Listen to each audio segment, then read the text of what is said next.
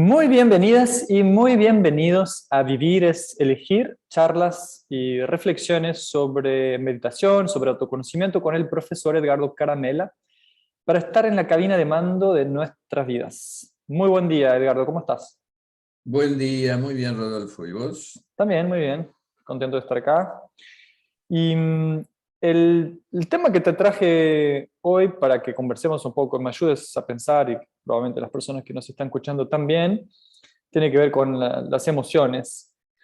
Y te quería preguntar si, ¿cómo podemos o cómo regular las emociones? ¿Qué recursos tenemos? Quizás algunos son recursos técnicos, algunos son recursos comportamentales.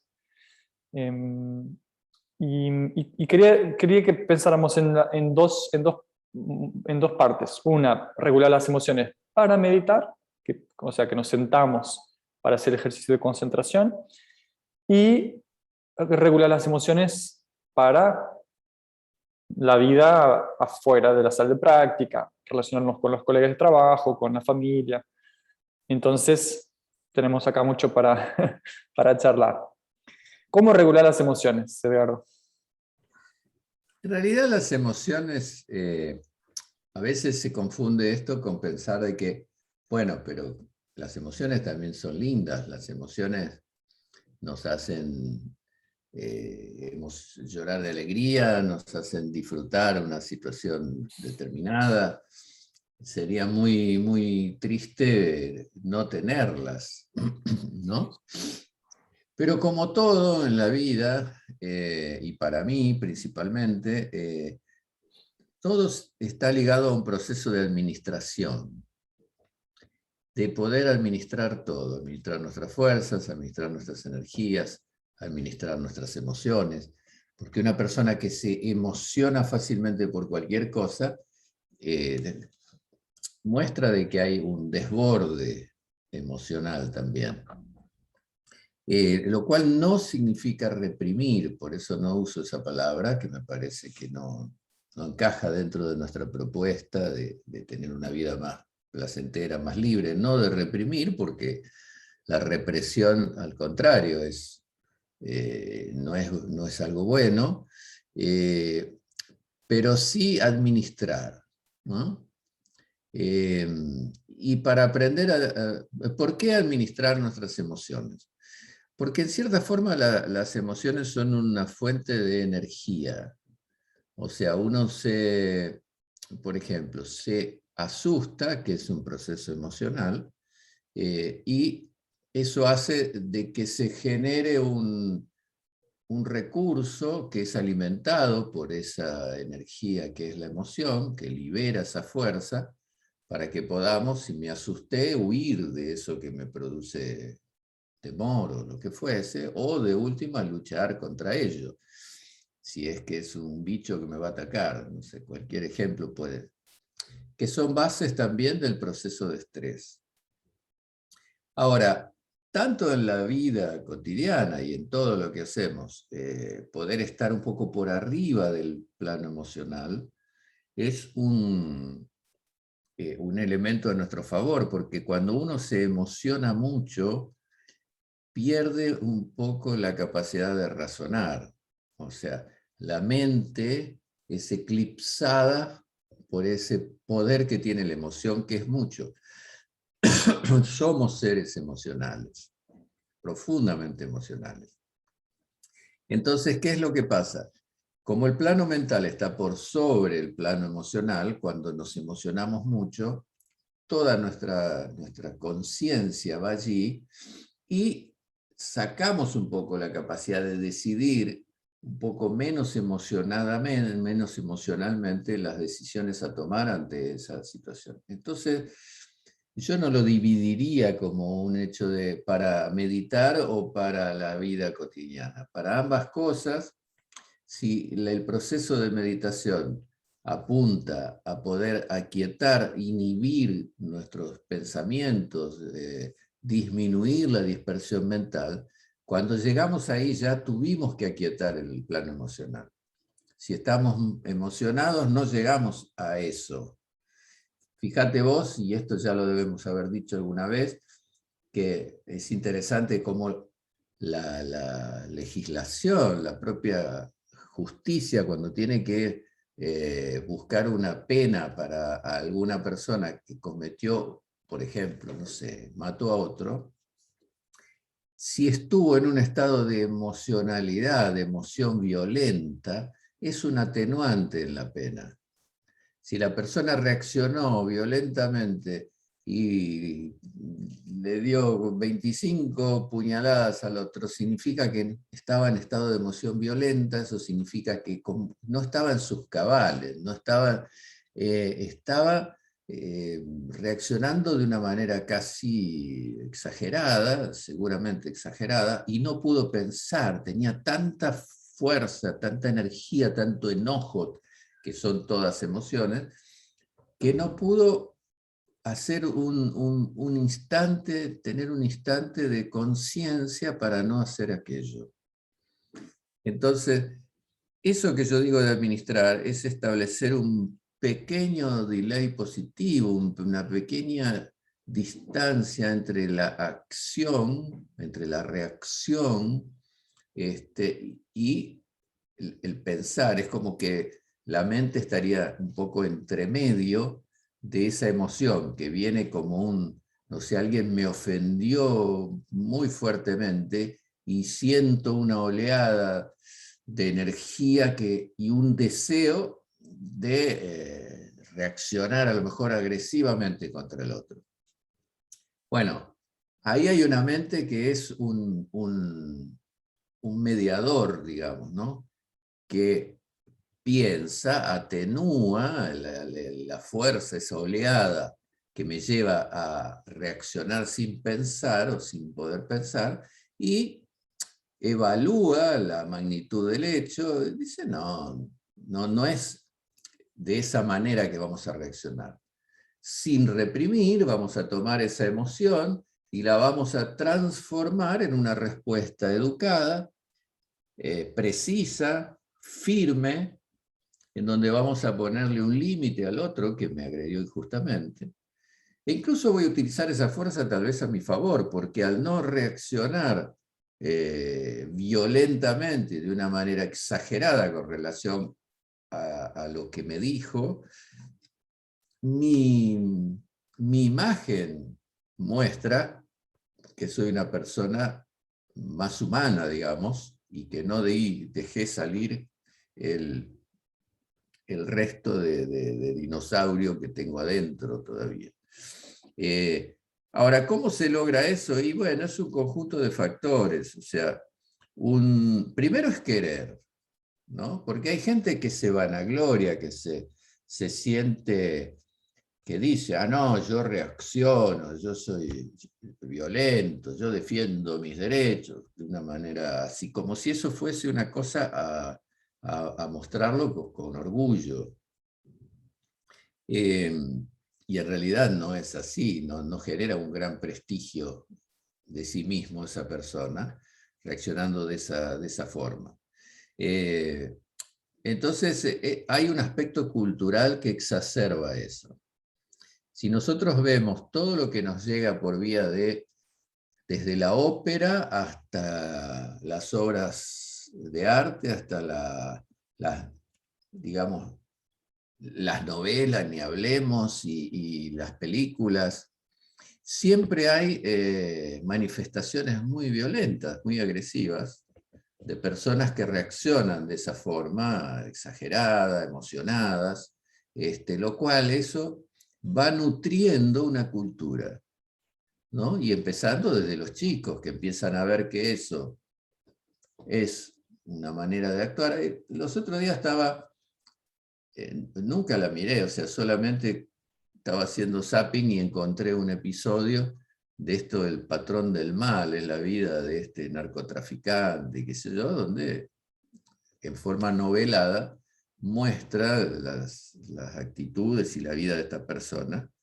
un asesino en toda su forma, con reacciones horrendas que tuvo en jaque a su país al punto tal de que ya no sabían qué hacer con él, tenía prácticamente un ejército a su disposición. Bueno, todos esos detalles no interesan, pero quiero decir Si alguien que está viendo eso, por ejemplo, acompañado de un niño que no tiene demasiada capacidad de discernir, ve soluciones que este señor tenía y justificaciones, su moral, digamos, ¿no? Y todo, que hacen que ese niño vaya aprendiendo de eso. Quiera o no, eso va entrando. Y después él tendrá que seleccionar qué formas usa, si las que aprendió aquí, las que aprendió allá, o va haciendo un mix de cosas que en un momento dado van a motorizar reacciones determinadas.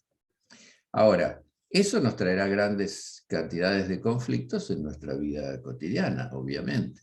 Queremos ir hacia una humanidad mejor, o sea, que podamos hablar, que podamos debatir, que podamos exponer ideas, que aprendamos a convivir con el que es diferente a mí, que seamos tolerantes, que seamos inclusivos, que respetemos las distintas formas de sexualidad del otro, o de identificación de género, o lo que se busque, en un mundo diverso e inclusivo. Y para eso tenemos que sobreponernos incluso a los mandatos culturales que todos traemos. O sea, en este tiempo yo he tenido que aprender, reaprender. O sea, yo siempre digo de que para mí estamos en una etapa de construcción y de reconstrucción de muchos modelos y cosas, donde creo que es más importante desaprender que aprender.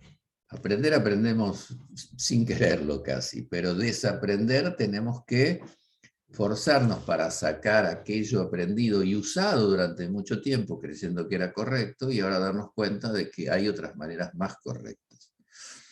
Bueno, todo eso está alimentado, está la emoción como la mente, como el cuerpo físico, todo está interrelacionado y todo funciona dentro de esta máquina que fue creando recursos, la emoción también, para eh, ayudarnos a vivir, para mantener nuestra capacidad de supervivencia, digamos.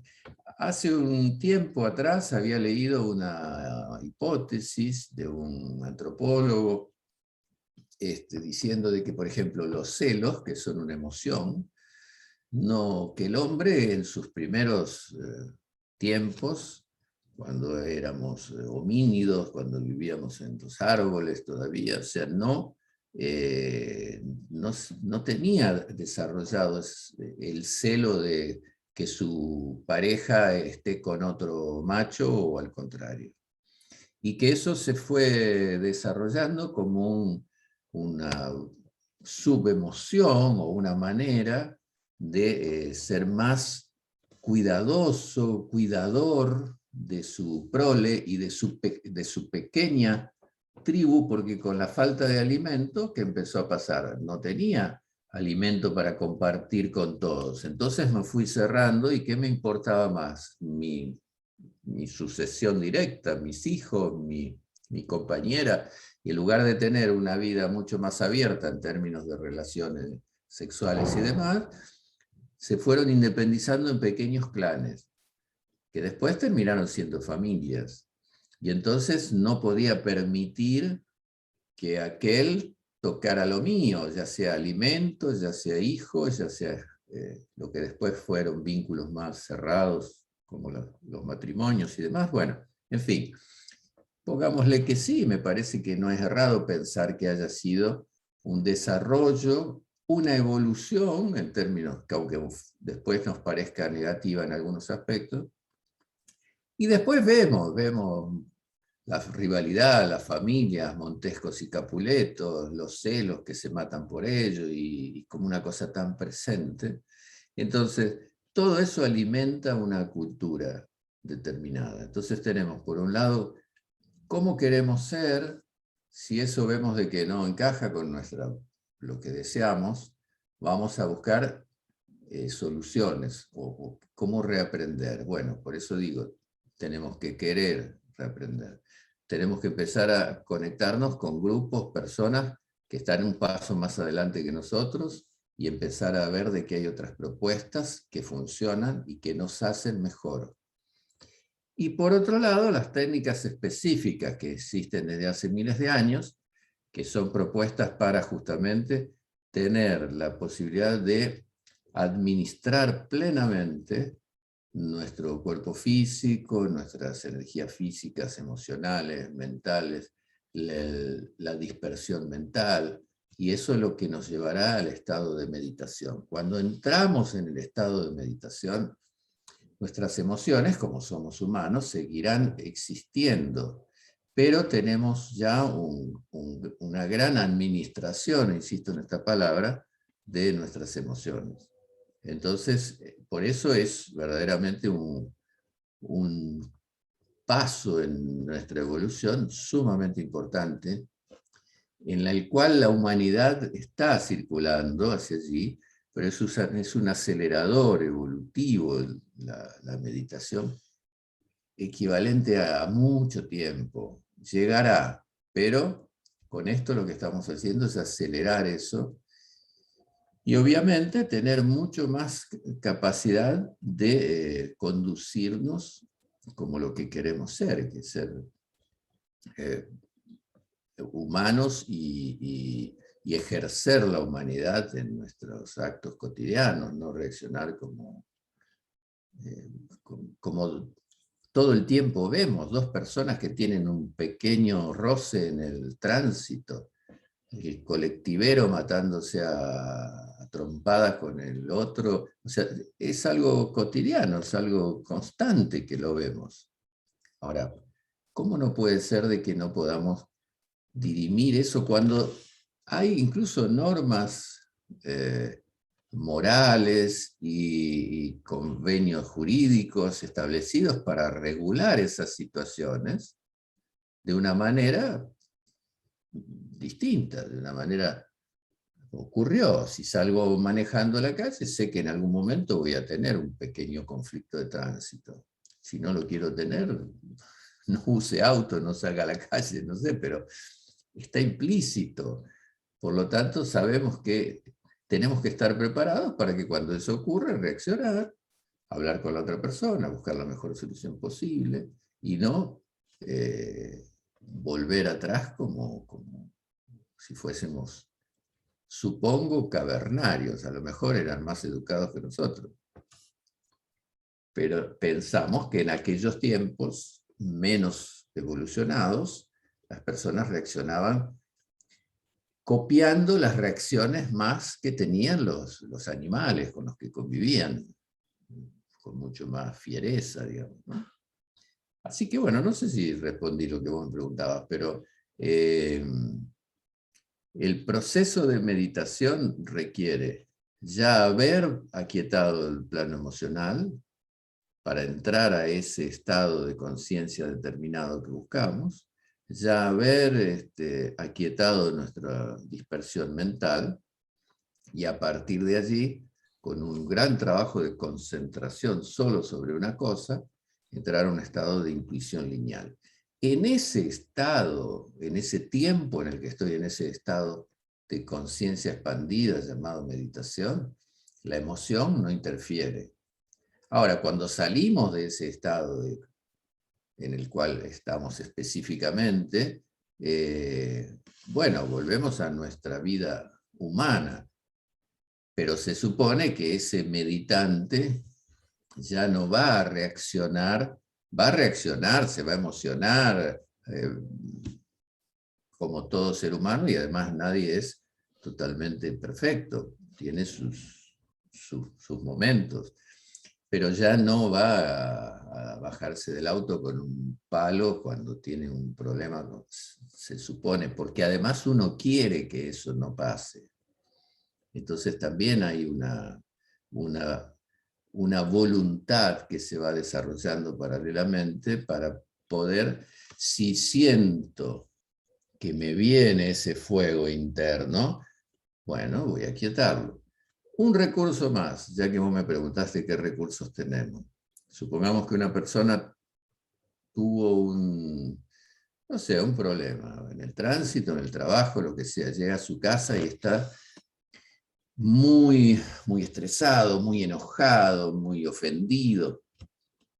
Hoy hablábamos de emociones, cuerpo, pensamiento, mente, bueno, que como siempre En el caso de emoción y pensamiento, la emoción eclipsa la razón, porque siempre el de abajo es más denso y eclipsa al otro, lo chupa, casi que se apodera del otro. Entonces, ¿qué podemos hacer? Ir a uno más abajo, que es el cuerpo físico. Nos ponemos un buzo y salimos a correr 200 vueltas alrededor de la manzana. Transpiramos mucho, nos envolvemos en todo lo físico, salimos, y esto todo el mundo sabe, si uno está en ese estado de estrés, algo así, y va al gimnasio y hace una actividad física, o sale a andar en bicicleta o algo así, cualquier cosa que envuelva el cuerpo físico, ese estrés o esa emocionalidad baja. No sé, me dejó mi novia, mi novio, lo que fuese, no sé, tengo alguna situación. Me libero un poco de eso, me relajo un poco, se me va esa, esa cosa que me quema por dentro. Ahora, eso no significa que en unas horas vuelva. Ahora, en ese tiempo tenemos el tiempo de, si estamos en un trabajo de reeducación, de decir, no, evaluar las situaciones si no tiene sentido que yo esté reaccionando así. Y ahí logro, por otra vía, por la propia razón y el comprender que eso que estoy alimentando, porque uno mismo lo alimenta. Si uno le saca un poco el alimento, esa emocionalidad va a ir reduciéndose. O busco hacer alguna cosa que me distraiga, leo, charlo con un amigo, libero de alguna manera el estar enfocado en esa emocionalidad y actualizándola y no dejando que ella disminuya en intensidad, y eso ya es un recurso interesante. Hago unos respiratorios, en fin. Pero conectar con el físico es una de las principales y más fáciles reacciones que podemos llevar adelante cuando queremos salir de esa sensación de que contá hasta 10, esa famosa frase que dice antes de reaccionar, contá hasta 10. Ahora, cuando uno cuenta cómo reaccionó ante una determinada situación que fue ofensiva o algo así, tal vez al día siguiente en el trabajo, todos dicen, yo lo mato, ¿cómo vos no tenés sangre de cucaracha, vos no reaccionás? Ahí es donde viene la cultura imperante que casi nos exige reaccionar de una manera determinada, equivocada, obviamente, porque todos esos que dicen eso, tal vez ninguno reaccione de la manera que dice que lo haría. Pero para no ser descalificado, nosotros reaccionamos de una forma, porque así debe ser, ¿no? Y bueno, ahora, ¿qué es lo que pasa? Poco a poco, con el tiempo de no alimentar esas reacciones, vamos dejando de reaccionar así. Y vamos superándonos en ese sentido. Y vamos mejorando como personas. Y va a llegar un momento donde nos podemos hasta sentir orgullosos de haber cambiado eso, ¿no? Así que todo son recursos, elementos, pero hay para mí una fuerza principal en todo que es querer. Si reaccionamos así, decir, nunca más voy a reaccionar así. Y comprometernos firmemente en no hacerlo. Después ahí vienen los recursos, ¿no?, que vamos teniendo en la mano para poder cambiar. Muy bueno. Yo creo que anoté todos mentalmente los recursos. Creo que realmente es muy importante el entorno. Digamos, aunque uno quiera mucho, si el entorno nos exige, si los estímulos son, los estímulos conducen a esos comportamientos, es muy difícil sostenerlo siempre. Entonces, me parece muy interesante la posibilidad de alcanzar una especie de ecuanimidad, ¿no? No sé si es eso que vos quisiste decir, pero es como una posibilidad de por lo menos que existan menos variaciones, menos picos emocionales, a pesar de estímulos difíciles. Y, y esa ecuanimidad es posible, o sea, una persona común puede alcanzar esa, o por lo menos trabajar esa ecuanimidad. Claro, Y pues, obvio. Tenemos que tener en cuenta una cosa, que cuando el otro nos trae una agresión, trae su estado violento, uno tiene la posibilidad de engancharse con esa agresividad y ahí pasa a ser mía también. El otro me agrede, me ofende y yo doblo, porque lógicamente voy a responderle con más agresividad y con más furia, y a su vez el otro me responde, es una escalada, en 3 o 4 escalones estamos a las piñas. Y, ahora, si uno toma distancia de eso, toma ese paquete cargado de agresividad, tiene una buena autoestima y dice, no, yo no me voy a enganchar en esa agresividad que él tiene porque sé a dónde eso me conduce. Y no es mi manera de ser. Entonces, y hasta voy a ayudarlo a que él se dé cuenta de que hay otra forma. Entonces ante esa reacción, voy a yo reaccionar de una manera distinta. Tal vez voy a mirarlo, acercarme, decirle, mira, discúlpame, yo no quise causar esto, no me di cuenta. Aunque uno sepa que no fue el equivocado, pero en ese momento es bajar la emocionalidad del otro para que podamos entendernos, no rivalizar de una manera tremendamente agresiva, porque después que llegamos al golpe, a la violencia, ¿qué queda? Nada. O sea, ¿qué puede surgir de ahí? Después cuesta mucho después recuperar ese vínculo. Es muy difícil, o sea, tal vez tengamos que terminar en un ámbito judicial o en un hospital, no sé. Es llevar, y además cuántas veces esas reacciones son reacciones exageradas con relación al hecho que la causó, ¿no? Y otra cosa que tenemos que tener en cuenta siempre es que las actitudes dejan marcas.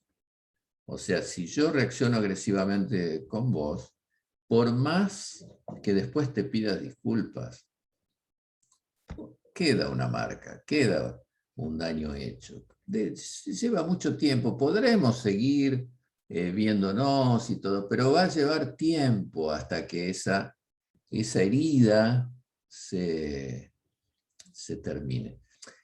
Hace poco, y tal vez voy a ocupar el tiempo, pero hace poco escribí, esta semana que pasó, que todavía no se publicó, pero escribí un artículo para mi columna de bioguía que habla un poco de eso y uso para eso una historia que hace mucho tiempo había leído, me había olvidado y un día me acordé. Y cuenta que un chico tenía un adolescente, reaccionaba muy agresivamente, se ponía muy ansioso, él quería cambiar las situaciones, no era que fuese un mal chico, simplemente que no sabía entender el mundo como realmente es y entonces transfería su deseo de cambios o cosas y se tornaba sumamente agresivo y ansioso. Ahí el papá, que no sabía cómo ayudarlo, fue a ver a un filósofo del pueblo y le contó la situación y este hombre más sabio pensó durante unos minutos y después le dijo, bueno, yo le voy a dar una tarea para que la haga, para ayudarlo a que mejore en ese sentido. Ahí la tarea consistía, el padre vino, habló con el chico que no quería ser así, pero no podía impedirlo, y la tarea consistía en que cada vez que este adolescente sentía que se enojaba mucho y que iba a reaccionar muy mal con el otro, tenía que ir a la puerta de su cuarto y clavar un clavo. Y así él decidió hacerlo y lo hizo. El primer día clavó más de 20 clavos. Y además le daba muchísimo trabajo porque era una puerta muy dura, pesada, de una madera sólida. y le daba mucho trabajo clavar un clavo grandote en la puerta. Bueno, y así fue pasando. Eso empezó a traer una situación que cada vez que él venía, ese estado de enojo, se acordaba del trabajo que le daba el clavar los clavos, pensaba en aquello que iba a tener que hacer y le daba un pequeño instante de reflexión. Fueron pasando los días, fue clavando cada vez menos cantidad de clavos hasta que llegó un día en donde ya no clavó ninguno y pasó otro día que tampoco y pasó otro día que tampoco. Y empezó a ver de que la cosa funcionaba. Ahí fue y le contó al papá. Entonces el papá le dijo, bueno, ahora te voy a decir la segunda parte de lo que me dijo el sabio que yo fui a hablar. Ahora vas a, cada vez que se aproxime esa situación de enojo, vas a ir y vas a ir sacando todos los clavos que clavaste. Y así lo hizo.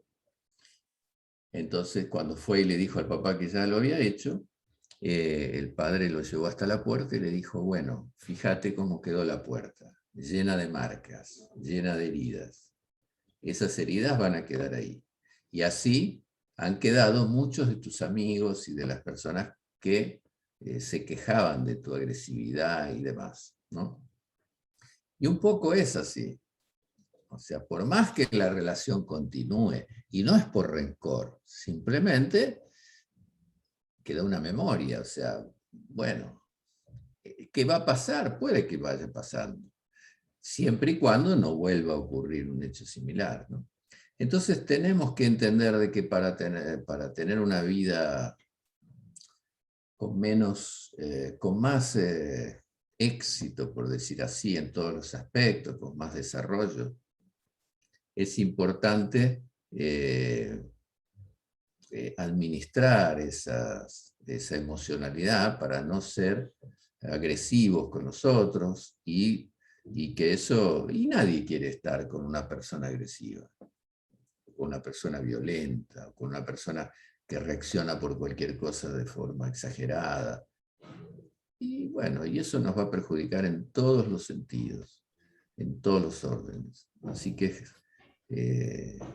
está directamente conectado con nuestra vida, con las relaciones humanas, con la importancia que esto tiene, en fin. Así que Esas heridas que hablas, yo creo que se nota mucho entre parejas, o sea, dentro de la relación afectiva, porque la persona, bueno, termina haciendo las paces, pero igual con el tiempo las cosas van cambiando, también entre padres y hijos, y fíjate entre... vos que vos estás mencionando vínculos en donde hay mucha emocionalidad porque son vínculos amorosos, vínculos donde hay mucha fuerza emocional. Es distinto que en la relación que tengo con un cliente, no sé, en donde hay un vínculo distinto. En cambio, se fue el cliente y viene otro y bueno, qué pena, pero mi vida sigue. Pero ¿cuánto se sufre en un vínculo afectivo entre padres e hijos, entre parejas, entre amigos? O sea, se sufre mucho porque hay mucho amor, mucha fuerza emocional ahí. Ahí son los vínculos donde uno más tiene que cuidarlos. Totalmente, totalmente. Y, lo que yo también retiro de esto, que, o sea, me pareció muy buena la metáfora de la puerta, porque creo que toca casi todos los puntos que habíamos hablado antes, de hacer algo físico, de primero tomar un tiempo antes de reaccionar, como que encapsula todos esos puntos. Y, y quería llamar la atención para el hecho de que también es una cuestión de práctica. Y siempre practicar solo es más difícil, y como cualquier cosa, ¿no? Practicar jiu-jitsu solo es más difícil, practicar ajedrez solo es más difícil, pero es interesante que hay sumarse a un grupo, por ejemplo, como las escuelas de método Ross, en que las personas tienen la intención de trabajar estos aspectos de administración de emociones, no solamente, o sea, es más fácil porque vas a aprender con otras personas. Todos cuando estamos ahí, cuando nos reunimos en las escuelas, todos saben que estamos tratando de relacionarnos mejor. Entonces, es practicar y practicar con otras personas con esa intención, ¿no? De ir mejorando como en ese arte de administrar las emociones. Sí, y además no practicar como si fuese bajo una observación de uno que te está enseñando, sino es una cosa hasta más lúdica, porque nos encontramos a cenar y conversamos, y hay opiniones, y hay temas que se tocan, y se ven las opiniones de las personas, cuál es el nivel de intensidad cuando hay diferencias en esa conversación, cómo nos ubicamos en la mesa, cómo nos servimos, cómo nos saludamos, todo ese componente que no es protocolo y ceremonial, es simplemente real, auténtico. El tiempo que le damos al otro para que se exprese y no hablamos sobre él.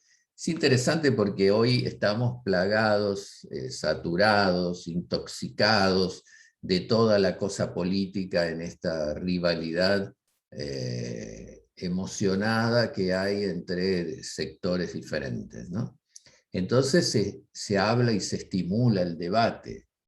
Y el debate no existe en ninguno de los casos, porque son dos personas que hablan juntas a la vez y que ninguno se escucha y ninguno tiene la vocación de escuchar al otro para ver si el otro tiene una posición interesante de la cual yo pueda tomar algo que me enriquezca. No, es ganarle al otro.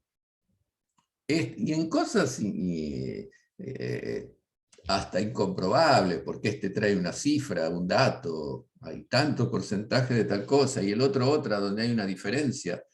Yo defiendo a mi parte, este defiende la suya, y en ningún momento vamos, porque no hay una tercera fuente que verdaderamente sea confiable en donde los datos de esa consultora o de aquello. Entonces, se fomenta algo desde la mentira al comienzo. Vamos a un debate para que ilustre a la población. No ilustra nada, ilustra que solamente esas dos personas no están calificadas emocionalmente ni para conducir una bicicleta, porque verdaderamente nada, están todo el tiempo agresivamente queriendo sobreponerse sobre el otro, mostrando más, no más conocimiento, sino más violencia. O sea, una cosa horrible que muestra que verdaderamente tenemos mucho por hacer socialmente para poder mejorar en ese sentido, ¿no? Todavía no se comprendió que tenemos que convivir entre diferentes y que entre diferentes tenemos que encontrar puntos en común que nos convenga a todos para realizar cosas juntos y apoyarnos. No, todo el tiempo se quiere mostrar el error del otro, la falencia del otro. Es muy feo, o sea.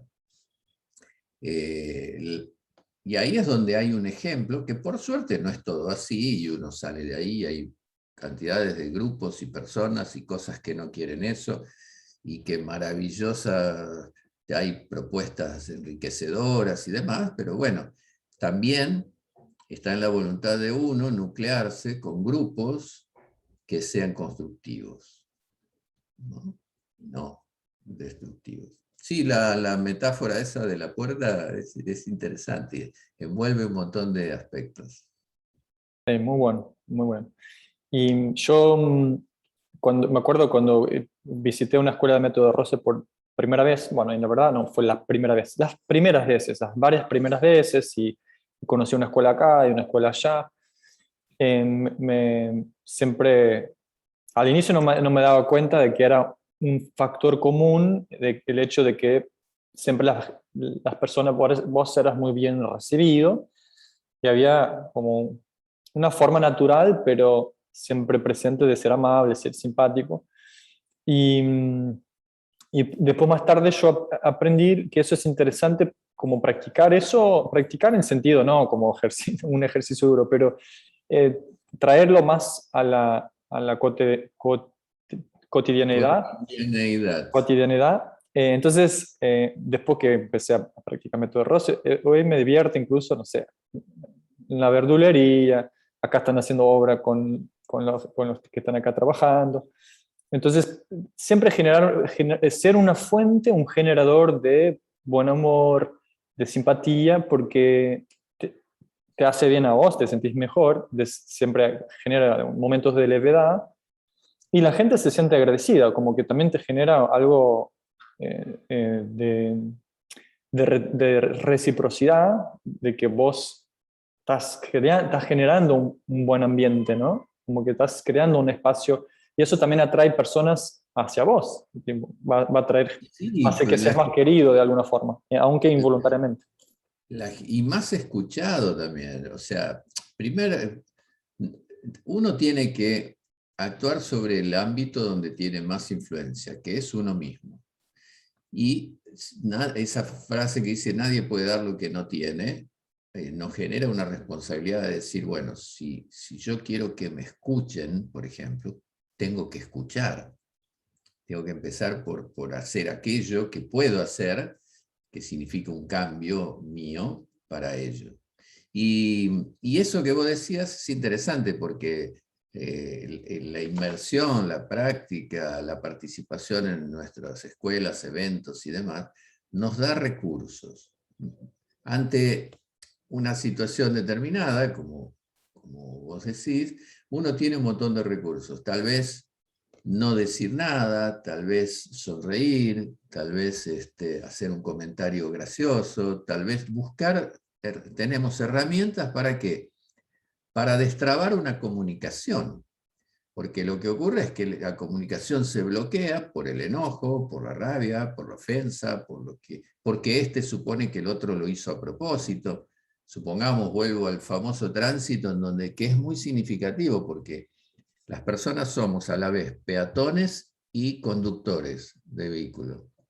Cuando estamos en el papel de conductor, somos un monstruo que ataca con su vehículo al peatón. Cuando se baja del auto, se transforma automáticamente en peatón y entonces quiere defender sus derechos contra el otro que conduce el auto, y todo el tiempo estamos cambiando de posición y cambiando de actitud. Es interesante. Y a veces puede ocurrir que en la vorágine del tránsito, en las preocupaciones, la persona se equivocó, cometió un error, no se dio cuenta, no vio, estaba con el auto puesto en tal forma que hay punto ciego a veces del espejo retrovisor que uno no ve al otro que está atrás, o lo que fuese, que nos puede pasar a todos.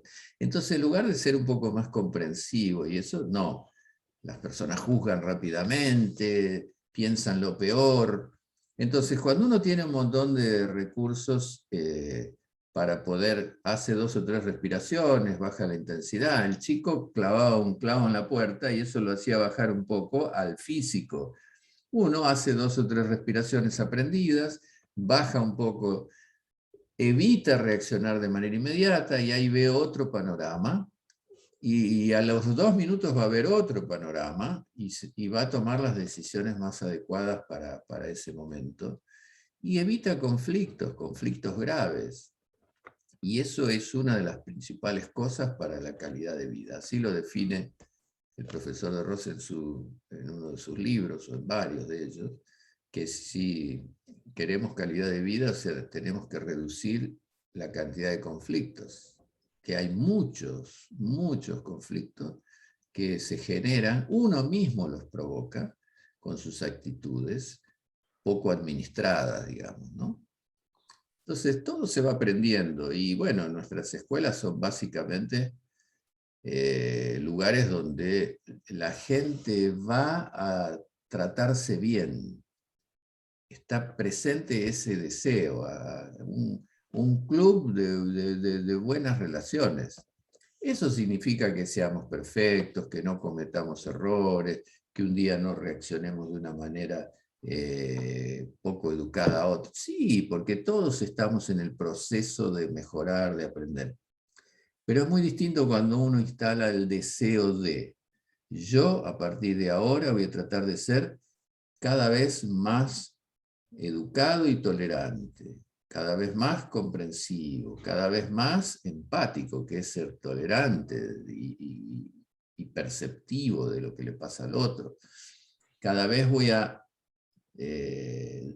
dedicarle un cierto grado de tiempo real a aquella persona que habla conmigo. Si alguien quiere hablar conmigo del tema que sea, y yo me concentro en eso, voy a ponerlo al otro en un lugar de importancia que el otro me va a agradecer y que va a permitir que podamos entendernos. Pero si yo estoy atendiendo el teléfono, escuchando lo que pasa afuera, discutiendo con aquel, o en mi cabeza estoy discutiendo conmigo mismo, ¿qué tipo de vínculo, de relación, de encuentro, de conciliación voy a tener con el otro?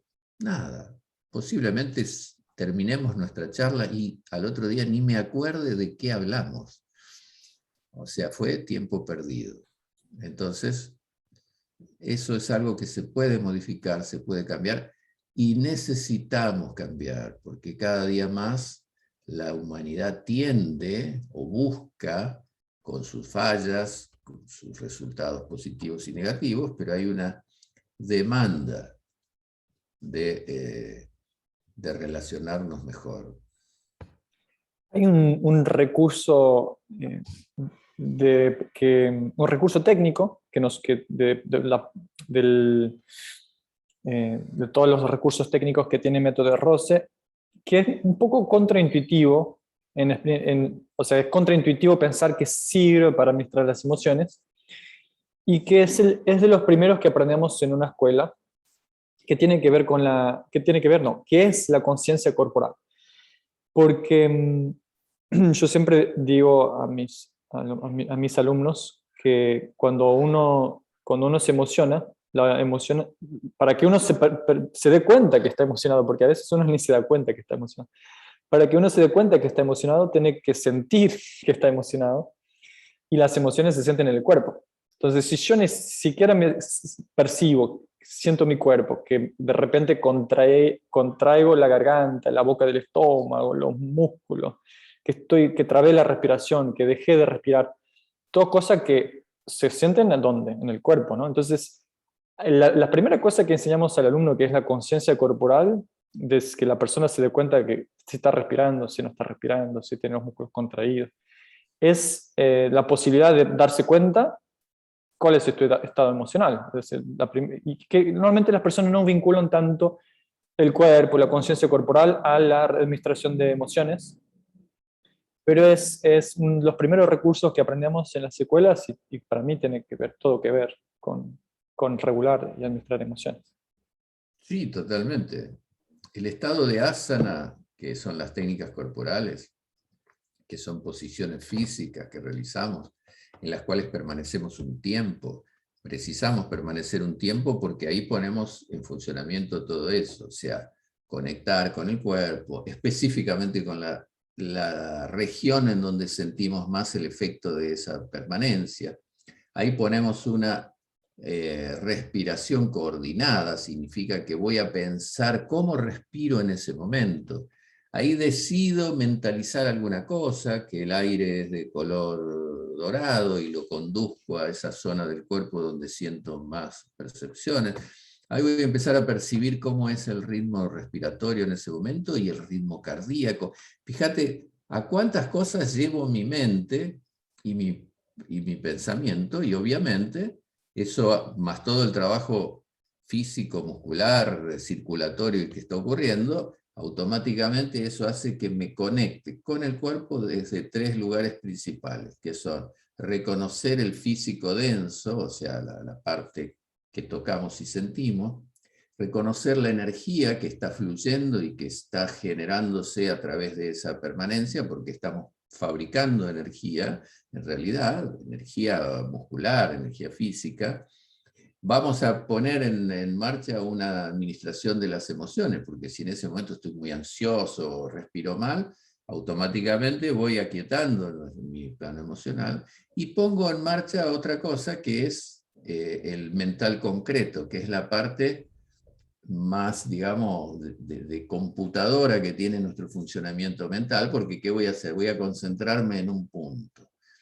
Todo eso junto hace que después paso al otro, después paso a la otra técnica corporal, después paso a la otra, y en varias voy automáticamente saliendo de esa ese desborde emocional, si es que lo hay, y voy entrando en un estado totalmente diferente que terminará siendo placentero, digamos. Ahora, eso nos da, lo que vos decís, por eso la práctica de las técnicas corporales del método no están asociadas, como en los deportes, a solamente una cuestión de rendimiento físico, que lo tiene y es una de las consecuencias.